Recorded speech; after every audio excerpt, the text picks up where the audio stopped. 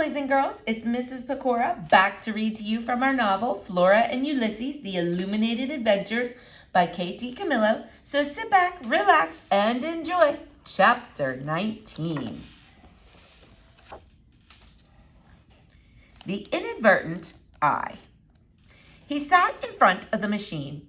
It was different from Flora's mother's typewriter.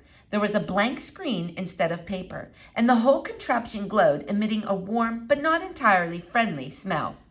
The keyboard was familiar, though. Each of the letters was there, each of them in the same place.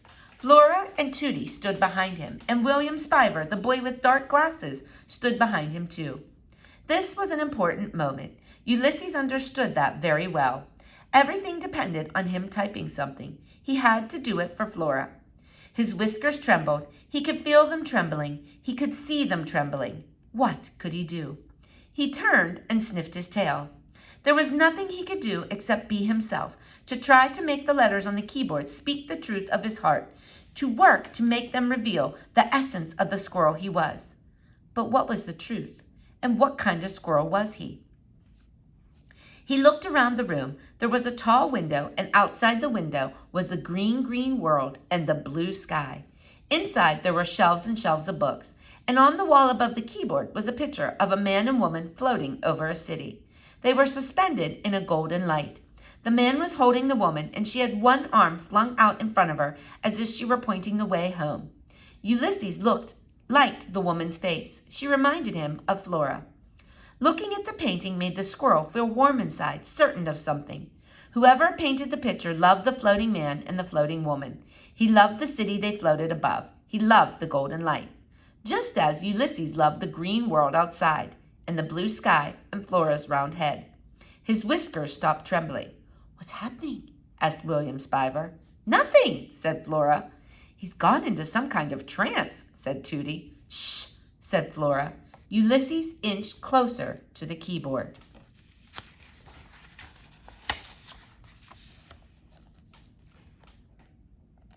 It was beautiful to the squirrel to see a letter appear out of nowhere. "Well, what is it? What's the letter?" "It's an I, William Spiver. But that proves nothing. Of course, anyone can inadvertently hit an I. You don't have to be a superhero to type an I." "Would you please hush up, William?" The squirrel typed. The people waited. Destiny bestirred itself. Chapter 20. What it said. "I love your round head, the brilliant green, the watching blue, these letters, this world, you. I am very, very hungry." Chapter 21. Poetry. They were sitting in Tootie's office. Tootie was on the couch with a package of frozen peas on her head. She had fainted. Unfortunately, she had hit her head on the edge of the desk on the way down. Fortunately, Flora had remembered an issue of Terrible Things Can Happen to You, advising that a bag of frozen peas made an excellent cold compress to provide comfort and reduce swelling. "Read it one more time," said William Spiver to Flora. Flora read Ulysses' words aloud again. "The squirrel wrote poetry," said Tootie in a voice filled with wonder. "Keep those peas on your head," said Flora. "I don't get the last part," said William Spiver. "The part about hunger. What does that mean?" Flora turned away from the computer and looked at William Spiver's dark glasses and saw again her round-headed pajama self reflected there. "It means he's hungry," she said. "He hasn't had any breakfast." "Oh," said William Spiver. "I see. It's literal."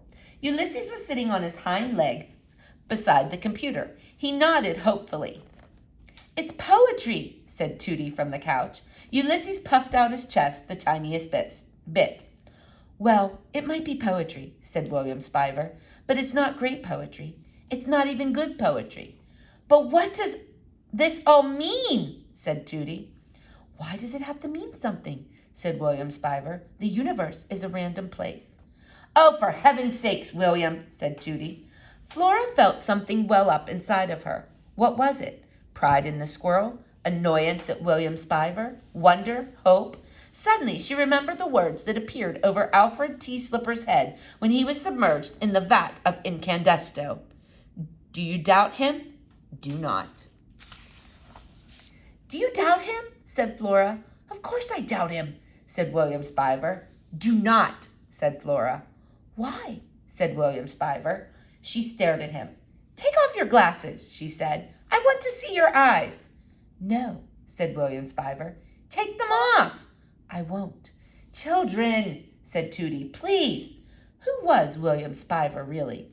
Yes, he was the great-nephew of Tootie Tickham, suddenly, suspiciously, come to stay the summer.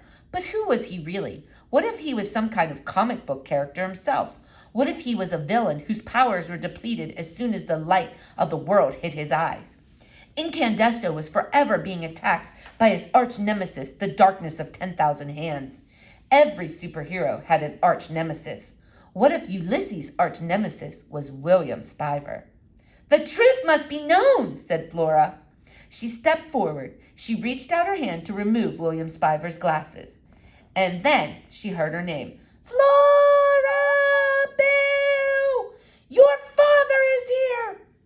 Flora Bell, said William Spiver in a gentle voice. Ulysses was still sitting on his hind legs. His ears were pricked. He looked back and forth between Flora and William Spiver. We have to go, said Flora. Wait, said William Spiver. Flora picked Ulysses up by the scruff of his neck. She put him under her pajama top. Will I ever see you again? Said William Spiver. The universe is a random place, William Spiver, said Flora. Who can say whether we will meet again or not? Chapter 22, A Giant Ear. Her father was standing on the top step in front of the open door. He was wearing a dark suit and a tie and a hat with a brim, even though it was Saturday and summertime. Flora's father was an accountant at the firm Flinton, Floston, and Frick. Flora wasn't sure, but she thought it was possible that her father was the world's loneliest man. He didn't even have Incandesto and Dolores to keep him company anymore. Hi, Pop, she said. Flora, said her father. He smiled at her, and then he sighed. I'm not ready yet. Oh, that's okay, said her father. He sighed again. I'll wait. He walked with Flora into the living room. He sat on the couch. He took off his hat and balanced it on his knee. Are you in the house now, George? Flora's mother shouted from the kitchen. Is Flora with you? I am inside, shouted Flora's father. Flora is with me. The clack, clack, clack of the typewriter echoed through the house. Silverware rattled, and then there was silence. What are you doing, George? Flora's mother shouted. I'm sitting on the couch, Phyllis. I'm waiting for my daughter. Flora's father moved his hat from his left knee to his right knee, and then back to his left knee again. Ulysses shifted underneath Flora's pajamas. What are you two going to do today? Flora's mother shouted. I don't know, Phyllis. I can hear you perfectly well, George, said Flora's mother as she came in the living room. You don't need to shout. Flora, what have you got under your pajama top? Nothing, said Flora. Is it that squirrel? No, said Flora. What squirrel? Said Flora's father. Don't lie to me, said her mother. Okay, said Flora. It's the squirrel. I'm keeping him. I knew it. I knew you were hiding something. Listen to me. That squirrel is diseased. You are engaging in a dangerous behavior. Flora turned away. She had a superhero under her pajamas. She didn't have to listen to her mother, or anyone else for that matter. A new day was dawning, a girl with a superhero kind of day. I'm going to go change now, she said. This will not work, Flora Bell, said her mother. That squirrel is not staying. What squirrel? Said Flora's father again. Flora went halfway up the stairs, and then she stopped. She stood on the landing. The criminal element suggested that anyone truly invested in fighting crime and besting criminals should learn to listen carefully. All words at all times, true or false, whispered or shouted, are clues to the workings of the human heart. Listen, you must, if you care to understand anything at all, become a giant ear. This was what the criminal element suggested. And this was what Flora intended to do. She pulled Ulysses out from underneath her pajama top. Sit on my shoulder, she whispered to him. Ulysses climbed up on her shoulder. Listen, she said. He nodded. Flora felt brave and capable, standing there on the landing with her squirrel on her shoulder. Do not hope, she whispered. Instead, observe. She took a deep breath and let it out slowly. She held herself absolutely still. She became a giant ear. And what Flora the giant ear heard was astonishing. All right, boys and girls, we're going to stop there for now, so stay tuned to see what happens next in our novel. Have a great day.